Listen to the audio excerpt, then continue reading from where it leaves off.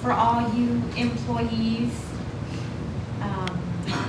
what is one piece of advice you would give someone with a disability who is looking for employment? ¿Qué consejo le dará a una persona con una discapacidad que está buscando empleo?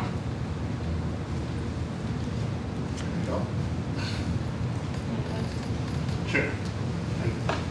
The best advice I can give somebody that's applying for a job and is this: learn as much as you can about the place that you're applying for work and the type of work that you're applying for.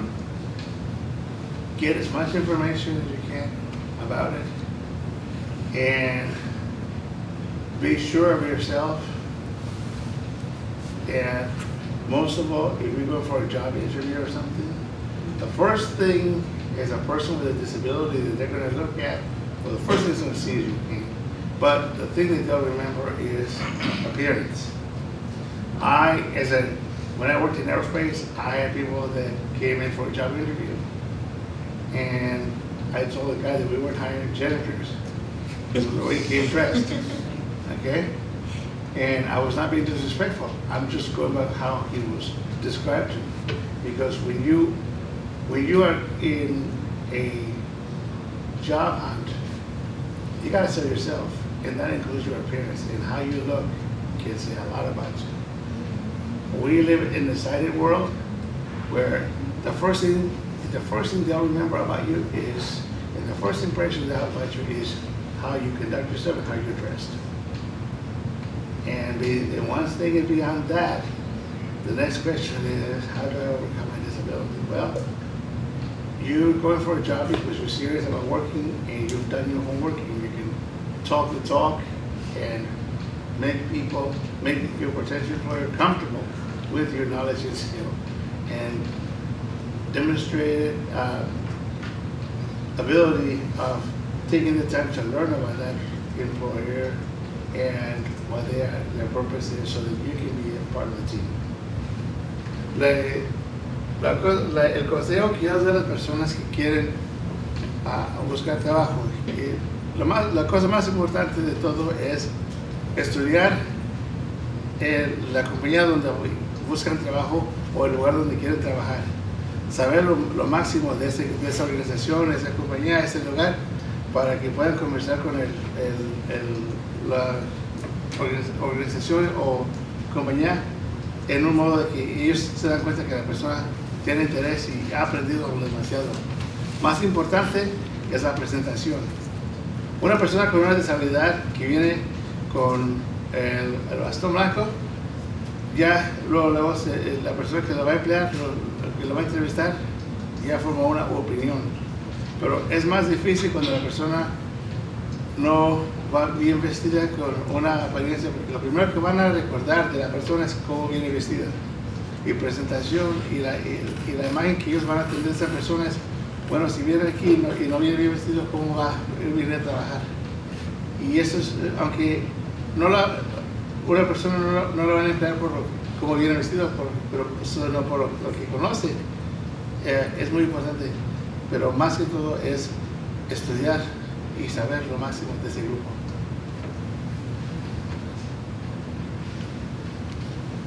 Anybody else?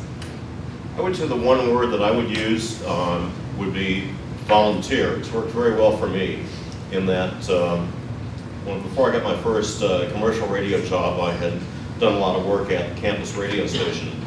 And management, I think the quote the guy told me when my first job was, I can't run this equipment with my eyes closed, and I own it, so how can you? And what volunteering at the campus radio station did for me was I had 4 or 5 people that worked there that said, yeah, well, he does this and he does that and whatever. And that was a whole lot, coming from their employees that they trusted, was a lot more valuable than for me saying those same things. So the time I spent at KCSB, the campus station, was invaluable. When I decided to change careers and go into Braille teaching, I had a volunteer opportunity at Foundation for the Junior Blind, now Junior Blind of America. And I was able to in that case, kind of proved to myself that I could do the job. It was something I always knew I wanted to do, but I'd never actually done it. And so that volunteer time, and then when a job became available at that organization, I was right there in the right place at the right time. Okay, lo más importante que pienso que uno debe hacer cuando estamos con trabajo es hacer horas comunitarias con el trabajo que uno quiere trabajar. Ser voluntario. Antes de que trabajara en su primer trabajo en el radio, ser voluntario en donde él estudió y necesitaba, ahí aprendió a cómo manejar las máquinas para poner el radio al aire. Y lo que alguien le dijo a él cuando empezó a trabajar allá fue, si yo no puedo usar estas máquinas, esta tecnología cerrando mis ojos, ¿cómo va a poder hacerlo usted? Y él valoró mucho el hecho de que los mismos empleados, sus mismos personas que trabajaban con él, lo apoyaron a él y le empezaron a decir al empleador que él podía hacer las cosas. Eso valió mucho más que lo que él mismo pudo hablar por él mismo. Y también habla de cuando trabajó en el Junior Blind of America, que él mismo se probó. Era como un trabajo donde él se pudo probar a él mismo que podía enseñar braille, que podía hacer el trabajo totalmente. My advice would be do your research and, like the gentleman said, volunteer. But that's one of the main keys. Know what type of accommodations you would need. Don't be embarrassed. And be yourself. Una de las cosas que yo puedo decir cuando buscar trabajo es saber qué es lo que necesita en el lugar de trabajo, ser su ser mismo, no dejar que gente abuse de uno y hacer este trabajo social para que la persona sepa si el trabajo es para la persona. One of the things I always say is that, and it may be an exaggeration, but I also do believe in it, and it's all about attitude. If you have a good attitude, you can do lots of things. You can go places with a good attitude. You can very quickly come to a stop with a bad attitude. So go in positive, know yourself, know what your abilities are, know how to sell yourself and your abilities.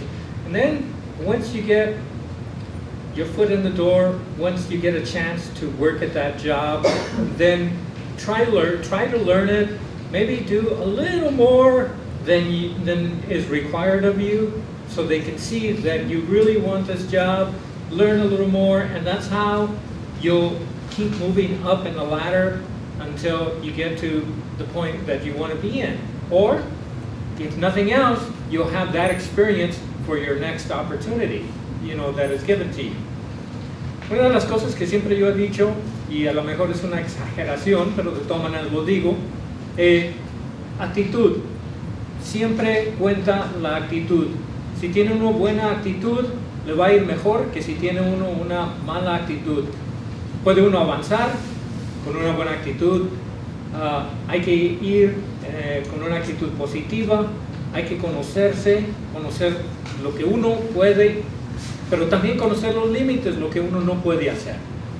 Y utilizar eso para traerlo al empleo, para que las personas también vean que sí se está haciendo ese esfuerzo, que sí se está empleando todo lo que es necesario para desarrollar ese trabajo.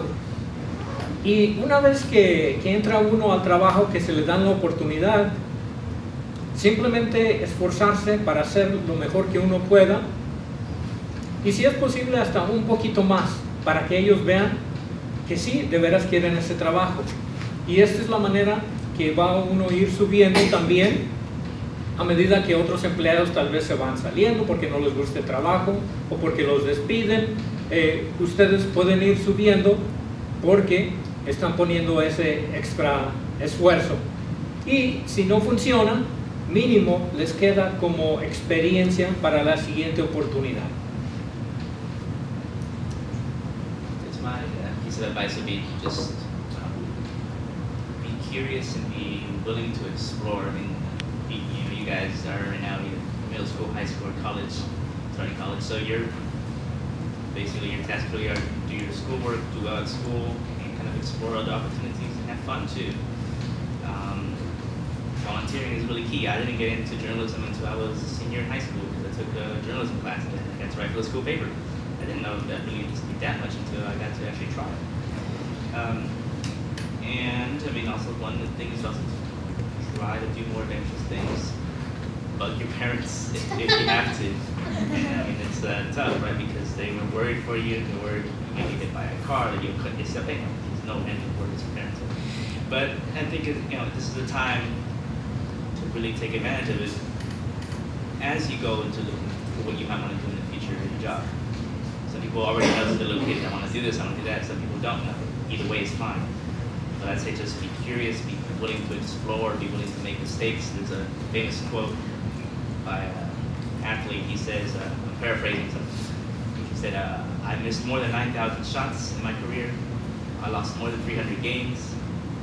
26 times my team depended on me to take the winning shot and I missed. That was Michael Jordan. Right? So, I mean, the lesson of that being basically take risks and try to do more adventurous things. You have lots of tools at your disposal. Ask questions and don't get them. Well, I'm actually glad you brought up the parent issue because I see there's parents here, and one of my suggestions for the parents is give your child the benefit of the doubt. Be there for them. I know sometimes parents tend to be overprotective, and it's a little scary having to see your child have a disability, but we all fall and we all get right back up. So my thing is, I'm very grateful. My mom always treated me as a normal child, which I think what's normal. I don't know what normal is. But if it wasn't for her that constantly, I mean, she was a single parent and she always pushed me. I am the eldest and I took care of my siblings. And she always pushed me to do what I needed to do for myself. Never saw me as a special needs child. And always encouraged me, to finish my schooling. And it's okay to fall sometimes, but you do get right back up. And don't be afraid. Una de las cosas que, lo que está diciendo, él trajo la conversación de los padres, y una de las cosas que es importante que los padres que le den mucho apoyo a sus hijos o hijas. Y está bien, está bien que sus hijos se caigan, pero se van a recoger otra vez, se van a levantar. Y yo sé que muchas veces los padres quieren proteger a sus hijos, pero también necesitamos como padres darle ese empujo, darle esa motivación, que sí se puede, que sí pueden, y estar al lado de ellos. Wait, I'm sorry to interrupt, but Mr. Steve Bauer, I think your ride is here. Okay, I've got another 10 minutes, so they can wait. Okay. I guess Anthony? Yeah, so right before I translate into Spanish, what I just said, I mean, that's the thing with parents. I mean, like, in this world, the odds are against us in a sense because of negative perceptions. So, parents shouldn't be part of that negative feedback.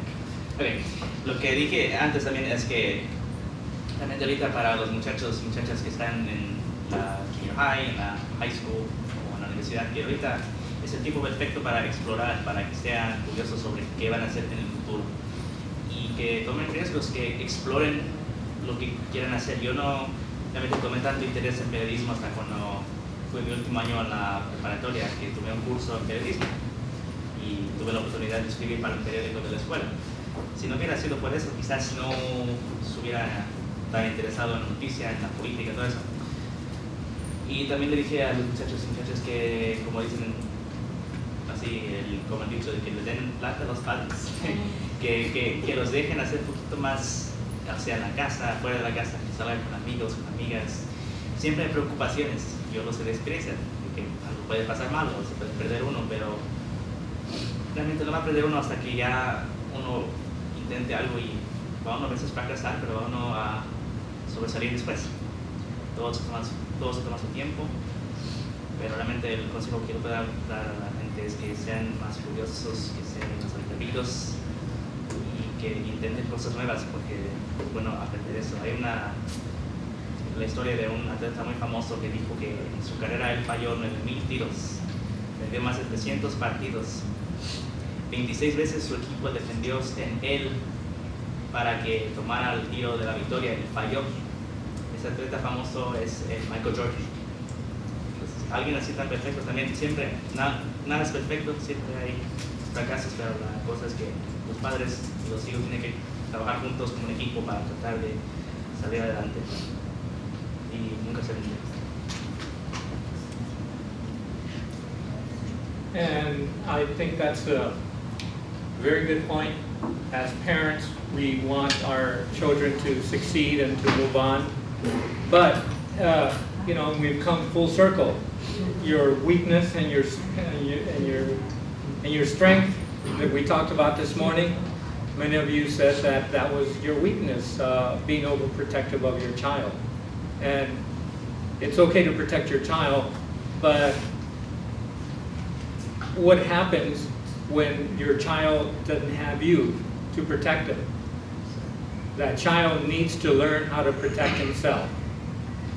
And so this is when we take the opportunity to show our children that we're here to help, but we don't do stuff that they can do themselves. And I think that's, I've said this throughout the years. I've been invited to talks of parents with infants, and this is the same advice I've given them.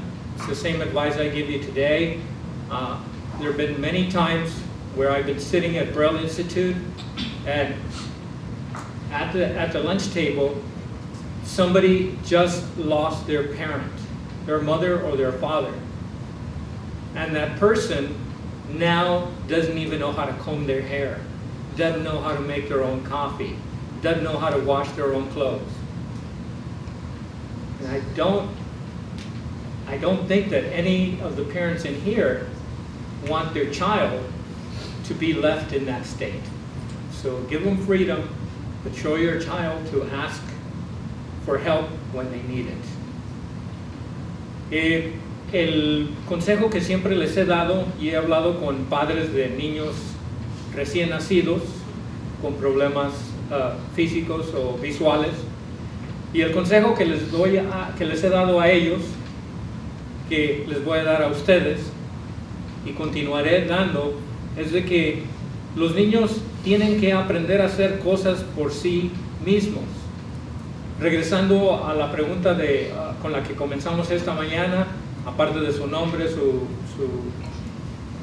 su trabajo, ¿cuáles eran sus fortalezas y sus puntos débiles? Muchos de ustedes dijeron que era sobre proteger a sus hijos. Y el consejo es de que hay que cuidar a los hijos, pero hay que enseñarles que ellos pueden hacer aquello que ustedes hoy en día hacen por ellos.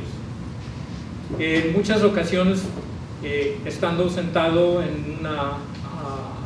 alrededor de la mesa de lunch en el Instituto Braille o algo, varias veces me ha tocado escuchar a una otra persona decir que acaban de perder a su mamá, su papá, y ahora ellos no saben ni siquiera peinarse, no saben hacerse un café, no saben lavar su propia ropa. Y creo yo que ni uno de los que estamos aquí, que somos padres, quisiéramos dejar a nuestros hijos en ese estado. Así es de que ayúdenles a sus hijos, pero de la mejor manera que lo pueden hacer es ayudándoles para que ellos mismos pidan ayuda cuando la necesiten. Mientras no la necesiten, que déjenlos hacer lo que ellos puedan. Okay, and that wraps up our employee panel. Any last minute questions before we end? ¿Hay preguntas antes de que acabamos? No tengan pena. Don't be shy. You're okay. There's